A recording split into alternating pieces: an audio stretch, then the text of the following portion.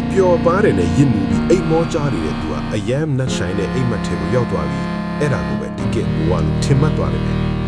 သူရေမောမယ်အော်ဟစ်ပျော်ရွှင်မယ်ဒါကိုပြောစရာလို့ခေါ်လိုက်တယ်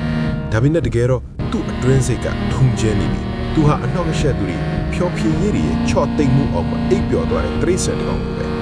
ငါဘသူလဲဆိုတာကိုနိုးထားပြီးမေးဖို့တခါလေးတော့တတ်တည်မရှိတော့ဘူးဒါပေမဲ့နိုးထားလိုက်စမ်းပါအဲ့ဒီအိမ်မက်ထဲကနေယုံထွက်လိုက်အေးဆက်ပြီးပြတ်သားတဲ့တကယ်အမှန်တရားရဲ့အလင်းရောင်တွေကိုခြေလှမ်းလိုက်ပါအဲ့ဒီအလင်းရောင်ကမင်းရဲ့အားနည်းချက်တွေကိုလောင်ကျွမ်းပြတ်တာကိုခံစားကြည့်လိုက်ပါ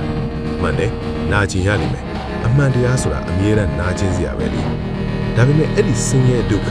အဲ့ဒီယုံကံမှုတွေထဲမှာပဲမင်းဟာပိုပြီးကြီးမြတ်တဲ့သူတစ်ယောက်ဖြစ်လာလိမ့်မယ်တက်တောင့်တက်တာရှိမှုတွေအောက်မှာငြိမ်သက်နေတဲ့တိရစ္ဆာန်တစ်ကောင်မဟုတ်တော့ပဲ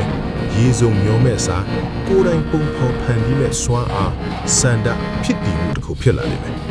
လောကကြီးကမင်းကိုဖျော်ဖြေဖို့ရှိနေတာမဟုတ်ဘူးအောင်နိုင်ဖို့အတွက်ရှိနေတာဒါကြောင့်ထားလိုက်ပါမတ်တက်ရပ်ပြီးမိတကယ်ဖြစ်တည်ရမယ့်သူဖြစ်လာအောင်ထပ်တင်ပြလိုက်ပါ